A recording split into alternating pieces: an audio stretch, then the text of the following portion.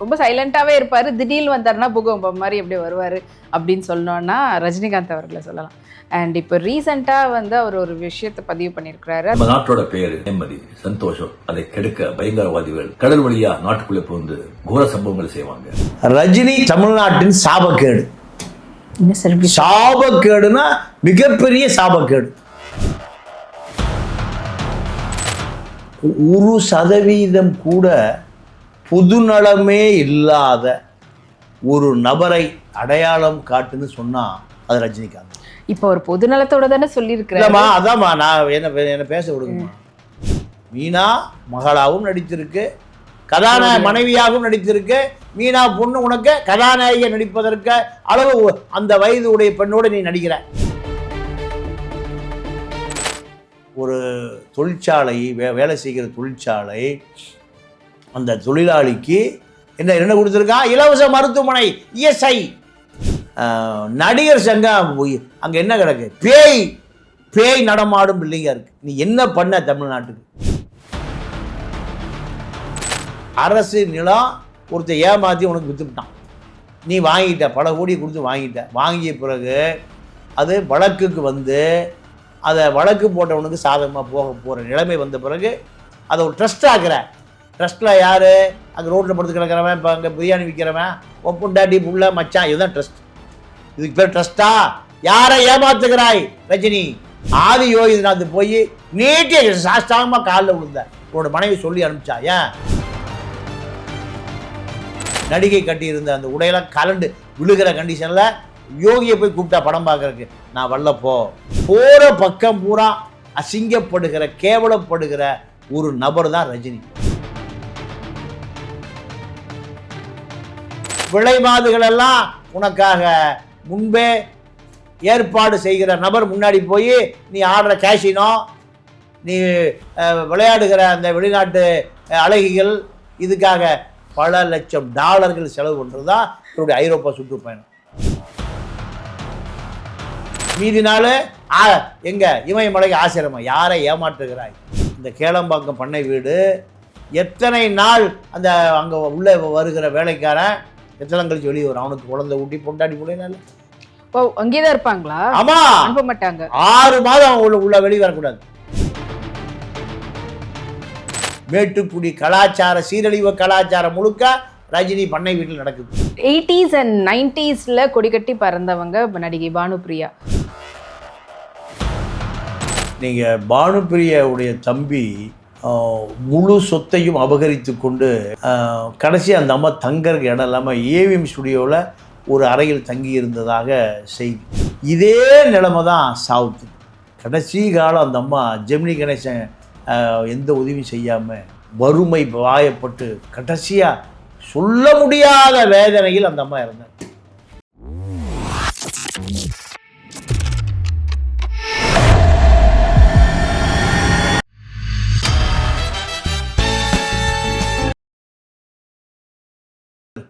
நேயர்கள் அனைவருக்கும் வணக்கம். இன்னைக்கு நம்ம இடையே இணைஞ்சிருக்கிறவங்க மூத்த பத்திரிகையாளர் தமிழர் திருப்பாண்டியன் அவர்கள்.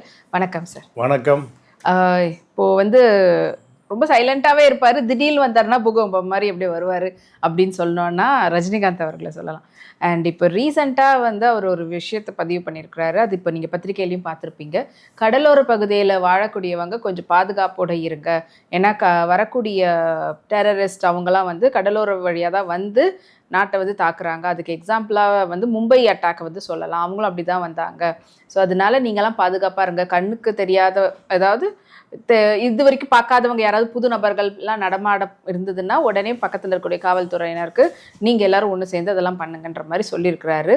அண்ட் இப்போது வந்து அதுக்காக சிஎஸ்எஃப் வந்து ஒரு விழிப்புணர்வு எடுக்கிறாங்க. அது சம்மந்தமான ஃபுல்லாக சைக்கிளில் அவங்க வந்து போக போகிறாங்க ரைடு. உங்கள் ஏரியா பக்கம் வந்தாங்கனாலும் நீங்கள் அவங்களுக்கு உற்சாகப்படுத்துங்க அப்படின்னு சொல்லியிருக்காரு. இதை நீங்கள் எப்படி பார்க்குறீங்க? இல்லைம்மா, ரஜினியை பொறுத்தவரை ரஜினி தமிழ்நாட்டின் சாபக்கேடு. சாபக்கேடுனா மிகப்பெரிய சாபக்கேடு. 1% கூட பொதுநலமே இல்லாத ஒரு நபரை அடையாளம் காட்டுன்னு சொன்னா அது ரஜினிகாந்த். இப்போ ஒரு பொதுநலத்தோட தானே சொல்லியிருக்கிறேன். அதான்மா, நான் என்ன பேச விடுங்கம்மா. கோர்ட்டில் ஆர்கியூமெண்ட் பண்ணும்போது ஒரு வக்கீல் பேசும்போது இன்னொரு வக்கீலுக்கு அப்போ அவருக்கு நேரம் வரும்போது தான் பேசணும். நான் கேட்குறேன், உனக்கு இந்த கூலி படத்தும் 1000 கோடி ரூபாய்க்கு இந்த படத்தை முதலீடு ஆக்க வேண்டும் என்று உனக்கு கொடுக்கப்பட்ட அந்த திட்டம் அசைன்மெண்ட். ஆனால் உனக்கு இப்போ 75 76 வயசாச்சு. மீனா கூட சின்ன பொண்ணா குழந்தையாகவும் நடித்தேன், கதாநாயகியாகவும் நடித்தாள். இப்போ மீனா பொண்ணோட கதாநாயகியாக நடிப்பேன். மீனா மகளாகவும் நடித்திருக்கு, மனைவியாகவும் நடித்திருக்கு.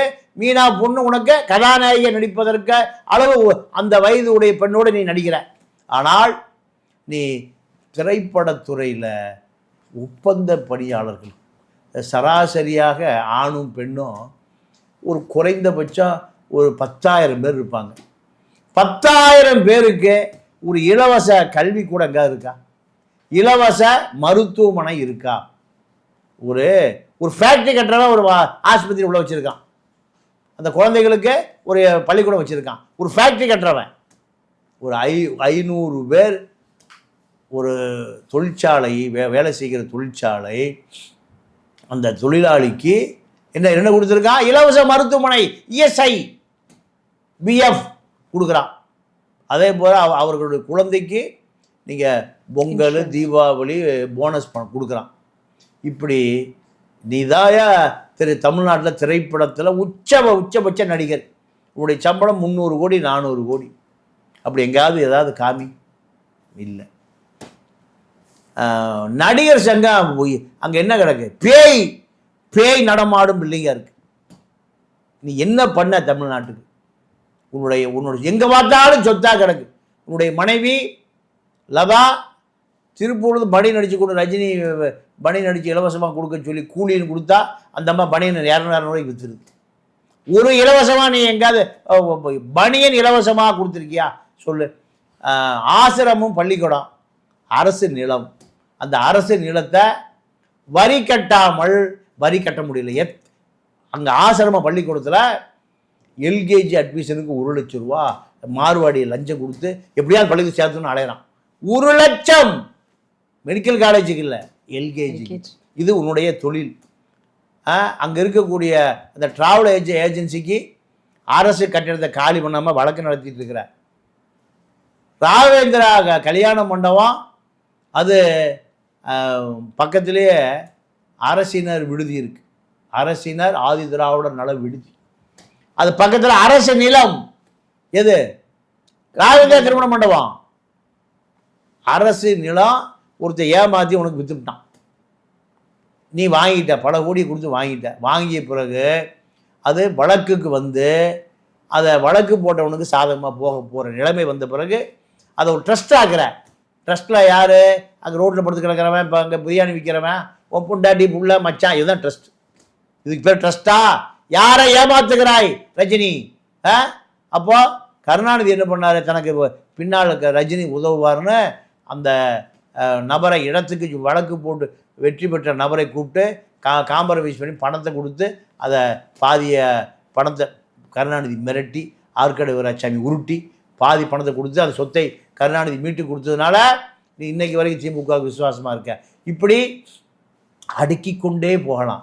ஆதி யோகிநாத் போய் நீட்டிய சாஸ்தாகமாக காலில் விழுந்த உன்னோட மனைவி சொல்லி அனுப்பிச்சா, ஏன் இது வட இந்தியாவிலேருந்து படம் ஓடணும், 200 கோடி ரூபா 300 கோடி ரூபா படம் அது ஓடணும், உன்னுடைய அந்த முக்கா புலா அந்த பாட்டு காவாலா பாட்டு அரைகுறை ஆடையோடு அந்த நடிகை கட்டியிருந்த அந்த உடையெல்லாம் கலண்டு விழுகிற கண்டிஷனில் யோகியை போய் கூப்பிட்டா படம் பார்க்குறக்கு. நான் வரலப்போ உதவி துணை முதலமைச்சரை கூட்டிகிட்டு போய் பார்த்துருன்னு அவன் அனுப்பிச்சி வச்சான். இப்படி போகிற பக்கம் பூரா அசிங்கப்படுகிற கேவலப்படுகிற ஒரு நபர் தான் ரஜினி. காவிரி பிரச்சனை வந்த பொழுது காவிரி தண்ணி இப்போ கேட்டு தமிழ்நாட்டுக்காக காவிரி வாழ்வாதார பிரச்சனைக்கு ஆதரவாக நீ உண்ணாவிரதம் இருந்தீன்னா கர்நாடகா பக்கம் வந்துடாத. வாட்டாள் நாகராஜ் சொன்னதை இன்று வரை கேட்டுக்கொண்டிருக்கிறாய். உன்னுடைய அடையாளம் கன்னட அடையாளம் தான். நீ மராட்டிக்காரன், உனக்கு என்ன அடையாளம்? கன்னட அடையாளம் தான். காவிரி தண்ணி விடுன்னு கேட்க முடியுமா? முட்டாள் ரசிகன். ரஜினி படத்துக்கு டிக்கெட் கிடைக்கலாம் வச்சு தற்கொலை பண்ணி சாகுறான். இவனை வைத்துக்கொண்டு ரஜினி இப்போ 1000 கோடி ரூபாய் இந்த படம் விற்கணும், சிஆர்பிஏ வீரர்களை உற்சாகப்படுத்தும். அது எங்களுக்கு தெரியும். தீவிரவாதி வர எங்கேருந்து வர்றா சொல்லு, உனக்கு தெரியுமா? உனக்கு தகவல் வந்திருக்கா? உன்னுடைய உளவுத்துறை போய் விசாரிக்கணும் ரஜினியை. எங்கேருந்து வர்றான், எங்கே புறப்பட்டான், எந்த கப்பலில் வர்றான், எந்த இடத்துல வந்து இறங்குறான், அரபிக்கடல்லையா, வங்காள விரிகுடாலையா, இந்துமா கடல்லையா, எந்த இடத்துல இப்போ இருக்கான் சொல்லு. மலிவான நபர். சினிமா 100-1000 கோடி ரூபா உன்னுடைய சொத்து பல ஆயிரம் கோடி இருக்கு. உன்னை இன்கம் டேக்ஸுக்கு வர சொன்னாங்க. இன்கம் டேக்ஸ் கமிஷனர் அலுவலகத்தில் போய் 6 மணி நேரம் நீ அங்கே டான்ஸ் ஆடிட்டு இருந்த. கமிஷனர் வரல. அங்கே இருக்கக்கூடிய உதவி ஆணையர், துணை ஆணையாளர், டெப்டி கமிஷனர்லாம் உன்னை பாடச் சொல்லி ஆடச் சொல்லி பார்த்துட்டு இருந்தானுங்க. அதுக்கு தான் உன்னை வர சொன்னது. இப்படி நீ போய் நீ ஆடினாலும் பாடினாலும் சரி, பல்ட்டி அடித்தாலும் சரி, குரங்கு மாதிரி குட்டிகள் நடித்தாலும் சரி, எப்படியோ எனக்கு இன்கம் டேக்ஸ் ஒரு பைசா போயிடக்கூடாது. உன்னுடைய மனைவி லதா அனுப்பிச்சி விட்டான்.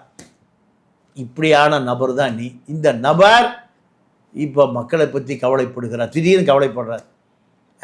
இங்கே எத்தனை அடிப்படை மக்கள் வறுமை கூட்டு கீழே வாழ்கிறான். உன்னுடைய தொழிலியா? சினிமாக்காரன் குழந்தைங்க படிக்கிறதுக்கு எம்ஜிஆர் எத்தனை பள்ளிக்கூடம் வச்சுருக்க? காது கேளாத ஒரு பள்ளி, கண் தெரியாத ஒரு பள்ளி, ஊனமுற்ற ஒரு பள்ளி. உன் பள்ளியை காமியா, உன் பள்ளியை காமி. எங்கே இருக்குன்னு காமி. ஆசிரமம் இருக்கு. ஆசிரமம் 1 லட்சம் ரூபா அட்மிஷனுக்கு. அதுக்கு நிலத்து வரியை கட்டாமல் நிலத்தை ஆக்கிரமித்திருக்கிறா ரஜினி பொண்டாட்டியும். இப்படி மோசமான ஒரு நபர் என்றால் அது ரஜினி தான். இந்த ரஜினி இந்த மக்களை பற்றி கவலைப்படுறாரு. கொரோனா வந்தப்போ எத்தனை பேருக்கு நீ மருத்துவ உதவி செய்தாய் சொல்லு. சென்னை வெள்ளம் அடிந்த பிறகு எத்தனை கோடி கொடுத்தா சொல்லு. பட்டியலை காமி. எல்லாம் போய் முடங்கிக்குவார். இல்லைன்னா எங்கே போயிடுவார்? ஆசிரமத்துக்கு போயிடுவார். இல்லைன்னா நீ போவதற்கு முன்பே நீங்கள் ஐரோப்பா நாடுகளில் விளை மாதுகளெல்லாம் உனக்காக முன்பே ஏற்பாடு செய்கிற நபர் முன்னாடி போய் நீ ஆடுற கேஷினோ, நீ விளையாடுகிற அந்த வெளிநாட்டு அழகிகள், இதுக்காக பல லட்சம் டாலர்கள் செலவு பண்ணுறது தான் இவருடைய ஐரோப்பா சுற்றுப்பயணம். மீதி நாள் எங்கே இமயமலைக்கு ஆசிரமம். யாரை ஏமாற்றுகிறாய்? இப்படி முழுமையாக தமிழர்களை மூடர்கள் முட்டாளாக்குகிற ஒரு ஆள் தான் ரஜினி. ரஜினியை பொறுத்த வரைக்கும் திமுக குடும்பத்துக்கு வேண்டியவர், மோடிக்கு வேண்டியவர். அயோத்தி ராமர் கோயிலில் முதலாக உட்காந்துருக்க நீயும் பொண்டாட்டி பின்னாடி வச்சு போக சொல்லிட்டானுங்க. பார்த்தியா? அதெல்லாம் நீதான் உட்காரு. பொண்டாட்டி கடைசி வரிசைக்கு போக சொன்ன. பொண்டாட்டி நீ எவ்வளவோ. அம்பானிக்கு தான் முதல் இடம், அம்பானி பொண்டாட்டிக்கு தான் அடுத்த இடம், அதானிக்கு தான் முதல் இடம், அதானி பொண்டாட்டிக்கு தான் முதல் இடம். உனக்கு லாஸ்ட் பெஞ்சும் பொண்டாட்டிக்கு. இப்போ இப்படி கேவலப்பட்டு அசிங்கப்பட்டு தமிழருடைய நலனை விற்கிற ஒரு நபர் தான் ராஜா பையன், ஒரு ரவுடி யூபியில். அங்கே நிலக்கரி சுரங்கம் ரஜினிக்கு தொழில் நடந்துட்டு இருக்கு. அதுக்காக அவனுடைய காலில் விழுவதற்காக போகிறாய். அவர் மர்டர் குற்றவாளி, பல கொலைகள் செய்த ஒரு பெரிய கேங் வார் ரவுடி.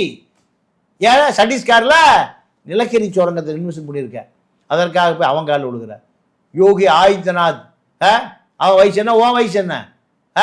அவர் கால் நீட்டி விழுந்தா எதுக்கு? அவருடைய ஞானத்துக்கு. என்ன ஞானம் இருக்கு? பின்ன சுகாசினி சொல்லுது, முதல் ஸ்டுடியோவுக்கு போனேன், என்னிடம் அவர் என்னை பற்றி விசாரித்தது நான் கமலுடைய சகோதரின்னு சொன்ன பிறகு நான் உன்னை விசாரித்ததை கமல்கிட்ட சொல்லிடாத. என்னை தவறான நோக்கத்தோடு என்னை விசாரித்தாரு சுகாசினிக்கு பதிவு போடுது. அப்போ இப்படிப்பட்ட நபர். நீங்கள் மம்டிட்ட ஒரு நிருபர் கேட்டாரா, தளபதி படத்தில் ரஜினியோடு நடிச்சது எப்படி ஃபீல் பண்ணேன்? அவன் சம்பளம் வாங்குறான், நானும் சம்பளம் வாங்குறான். ஒரு நடிகை இன்னொரு நடிகை இனத்தை போய் ஃபீல் பண்ணுறது. தமிழ்நாட்டு முட்டாள்களுக்கு வேண்டாம் அவன் ஒரு பெரிய மந்திர தந்திர கதைக்கு சொந்தக்காரனாக இருக்கலாம்.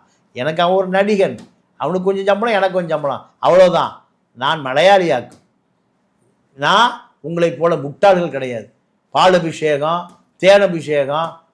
பெரியார் தான் சொல்லுவார், பச்சை குழந்தைக்கு பால் இல்லடா, பாலா போன பாவிகளே, ஏடா பாலும் கல்லுக்கு பால் அபிஷேகம். இப்போ அதெல்லாம் போய் கட் அவுட்டுக்கு பால் அபிஷேகம்.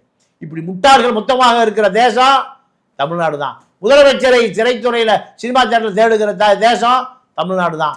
ஆக இந்த ரஜினி பலாயிரம் கோடி இவங்க குடும்பத்துக்கு சேர்த்து வச்சிருக்காரு, பலாயிரம் கோடி. ஆனால் அந்த திரைப்பட தொழிலாளர்களுக்கு ஒரு இலவச மருத்துவமனை, கொரோனா தொற்று வந்த காலத்தில் ஒரு சின்ன உதவி கூட செய்யாத இந்த நபர் தான் இந்த ரஜினி. ஆனால் பல பேர் அவருடைய பியரோக்கெல்லாம் வந்து அவர் வெளிப்படையாக சொல்லி செய்யலை, மறைமுகமாக செஞ்சாங்கன்னு ஒரு பக்கம் சொல்லியிருந்தாலும், இப்போ அவர் சொல்லியிருக்கக்கூடிய இந்த கடலூர் பகுதியில் இருக்கக்கூடியது அது பொதுநலத்தோடு சொன்ன ஒரு விஷயம் தானே சார்? அவருக்கு பொதுநலமே கிடையாதுமா, எல்லாமே மணி மேக் மணி திங், பணம் பணம் பணம், பொண்டாட்டிக்கு புருஷனுக்கும் பணம் பணம். நான் கேட்குறேன், கேளம்பாக்கத்தில் இருக்கிற உங்கள் பண்ணை வீட்டுக்கு வேலைக்கு போகிறவன் எத்தனை மாதம் கழிச்சு வெளியே அனுப்புறீங்க?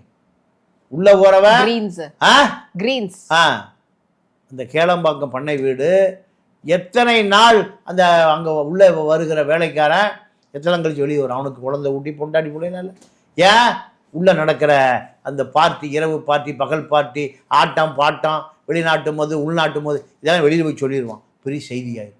ஓ, அங்கேதான் இருப்பாங்களா? ஆமா, அனுப்ப மாட்டாங்க. 6 மாதம் உள்ள வெளியே வரக்கூடாது, தொலைபேசி தொடர்பு இருக்கக்கூடாது. ஏன்? உள்ள நடக்கிற மேட்டுக்குடி கலாச்சார சீரழிவு கலாச்சாரம் முழுக்க ரஜினி பண்ணை வீட்டில் நடக்குது. இதெல்லாம் இதை பற்றி ஒரு 500 பக்கம் எழுதலாம். அவ்வளவு மோசமான ஒரு நபர் தான் இந்த ரஜினிகாந்த். ஆனால் அவரை வந்து ஒரு பெரிய மகான், அவர் வந்து ஞானோதயம் வாங்கினவர், அதிகமாக அவர் வந்து என்ன சொல்கிறது, ஆன்மீக பயணம் தான் எடுத்துக்கிறாரு அப்படின்ற மாதிரியான பேச்சுக்கள்லாம் இங்கே. ஆன்மீக பயணத்துக்கு முன்னாடி ஐரோப்பா அலைகளோடு பயணம், அப்புறம் அடுத்து இங்கே இமயமலையில் பயணம், 6 மாத காலம் ஐரோப்பா பயணம் அலைகளோடு, கேசினோக்களோடும், மது பாரில் ஆட்டம் பாட்டம் கொண்டாட்டம். அப்புறம் கொஞ்சம் நாளையில் இமயமலைக்கு போய் ஒரு 4 நாள் 5 நாள் அங்கே சிவலிங்கத்தை பார்த்துட்டு வருது. இதெல்லாம் சினிமாக்காரர்களுக்கான சீரழிவு கலாச்சாரத்தினுடைய உச்சக்கட்டம்.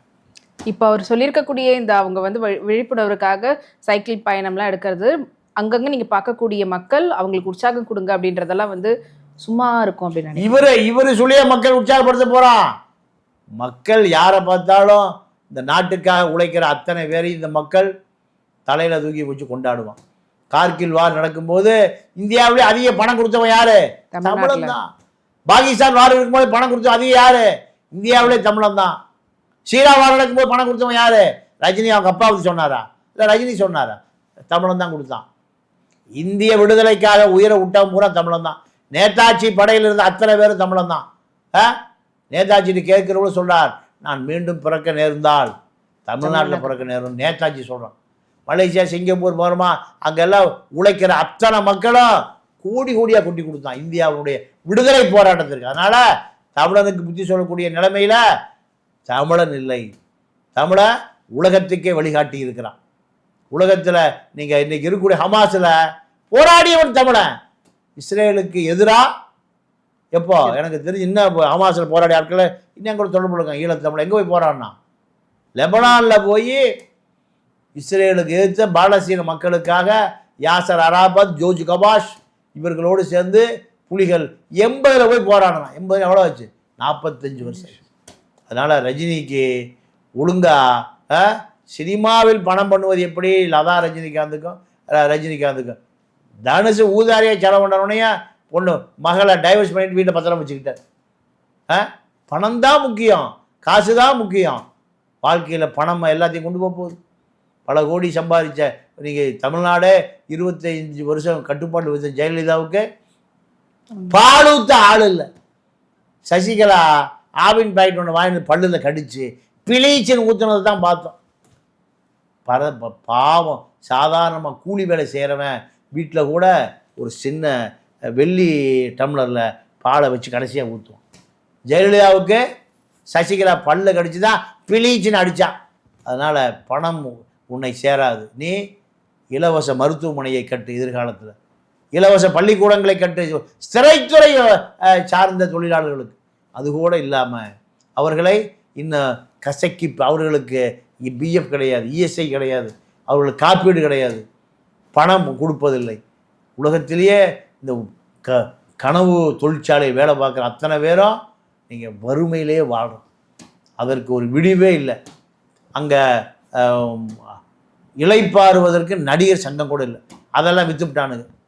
இப்படி பல பிரச்சனை இருக்குது. அதையெல்லாம் பார்க்காத ரஜினிகாந்த் இப்போ சிஆர்பி வீரர்களுக்காக வந்திருக்கார். இதெல்லாம் ஏமாற்று நடிப்பு நாடகமே தவிர உண்மை 1% கூட இல்லை. 80s அண்ட் 90ஸ்ல கொடிகட்டி பறந்தவங்க நடிகை பானுப்பிரியா. அவங்களுடைய நடிப்பு ஒரு பக்கம் ரொம்ப அழகாக இருந்தாலும் இன்னொரு பக்கம் அவங்களுடைய நடனம், நல்ல ஒரு நடன கலைஞர். அவங்க நடுவில் கொஞ்சம் வந்து நடிக்காமல் இருந்தாங்க, மறுபடியும் தொடர்ச்சியாக இப்போ நடிக்க ஆரம்பித்தாங்க அம்மா கேரக்டர்லாம். இப்போ மறுபடியும் பார்த்தீங்கன்னா ஒரு 2 வருஷமாக அவங்களால நடிக்க முடியல. அதுக்கான காரணம் வந்து எனக்கு ஞாபகம் மறதியாகிட்டு இருக்கு. எனக்கு டயலாக் கூட நான் வந்து எடுத்து பார்த்துட்டு மறுபடியும் போகிறதுக்குள்ளே எனக்கு மறந்துடுது. அதனால நான் வந்து அப்படியே நான் வந்து வீட்லேயே என்னுடைய புக்ஸ் எல்லாம் படிச்சுட்டு டைம் ஸ்பெண்ட் பண்ணுறேன்றாங்க. ஸோ இந்த ஞாபக மறதி அப்படின்றது பல பேருக்கு நம்ம வந்து கேட்டிருக்கிறோம். கொஞ்சம் வயசு அதிகமானவங்களுக்கு கேட்டிருக்கிறோம். இப்போவே அவங்களுக்கு ஒன்றும் அவ்வளோ வயதும் இல்லைன்னு நினைக்கிறேன். இப்போவே அவங்க அந்த அது என்ன காரணம்னா, இவங்களுக்கு நீங்கள் பானுப்பிரியாவுடைய தம்பி முழு சொத்தையும் அபகரித்து கொண்டு கடைசி அந்த அம்மா தங்கறதுக்கு இடம் இல்லாமல் ஏவிஎம் ஸ்டுடியோவில் ஒரு அறையில் தங்கி இருந்ததாக செய்தி நானே கேள்விப்பட்டிருக்கேன். அப்போது எந்த அளவுக்கு அந்த அம்மா மன உளைச்சலாக இருந்திருக்கு. இவர்களெல்லாம் ஒரு கனவு கன்னிகள் ஒரு காலத்தில். இதே நிலைமை தான் சாவித்திரி. கடைசி காலம் அந்த அம்மா ஜெமினி கணேசன் எந்த உதவியும் செய்யாமல் வறுமை வாயப்பட்டு கடைசியாக சொல்ல முடியாத வேதனையில் அந்த அம்மா இறந்தாங்க சாவித்திரி. இப்படி பல பேரை நம்ம பட்டியல் போட முடியும். என்ன காரணம் கேட்டிங்கன்னா, அவர்களுக்கு உலகமே தெரியாது. எவ்வளோ பணம் வருது, எத்தனை பணம் செலவாகுது தெரியவே. அவர் பொம்மையை போல ஒரு இது ஜெயலலிதாவோட நிலைமை அப்படி தான் இருந்தது. அரசியலுக்கு வரலைன்னா ஜெயலலிதா நிலைமையும் பானுப்பிரியா நிலைமையை போல சாவித்திரி நிலைமையை போல முடிந்து போயிருக்கு. அந்த அம்மா அரசியலுக்கு வந்த பிறகு அந்த அம்மா செல்வாக்கு, அரசியல் அதிகாரம், பதவி எல்லாம். அரசியலுக்கு வரலைன்னா ஜெயலலிதாவுடைய நிலைமையும் பானுப்பிரியா நிலைமை போல தான் வந்திருக்கு. சாவித்திரி போல தான் வந்து பல நடிகைகளை நீங்கள் உச்சபட்சத்தில் இருந்த பல நடிகைகள் என்ன ஆனாங்கன்னே தெரியல. காரணம், வாழ்க்கைக்கு தேவையான அந்த வசதிகளை, அவர்களுக்கு அந்த பொருளாதாரத்தை கட்டமைக்கக்கூடிய எந்த வழியும் தெரியாது. அப்போ அதனுடைய விளைவு என்னன்னா, அவர்களுக்கு வறுமை தான் ஒரு பெரிய நோய். இந்த வறுமையை வெற்றி பெறுவதற்காக அவங்க என்ன பண்ணுறாங்க, அதிகமாக சிந்திக்கிறாங்க.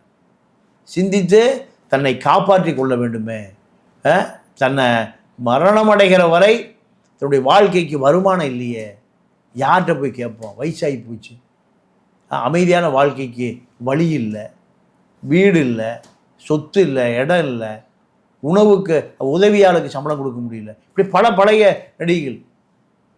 ஒரு வேலைக்காரியை வச்சுக்க முடியல, வெளியே போகணும், ஒரு காரு கூட இல்லை, வாடகை காரு கொடுக்க காசு கூட இல்லை. இப்படி பல நடிகைகள் இருந்ததை நாம் பார்த்துருக்கோம். இதுதான் அவர்களுக்கான நோயாகவும் மாறிப்போகுது. மனோரமா அத்தனை பேரையும் சிரிக்க வைத்த மனோரமாவுடைய மகனை வச்சு திரைப்படம்லாம் எடுத்தாங்க, சோபிக்கவே இல்லை.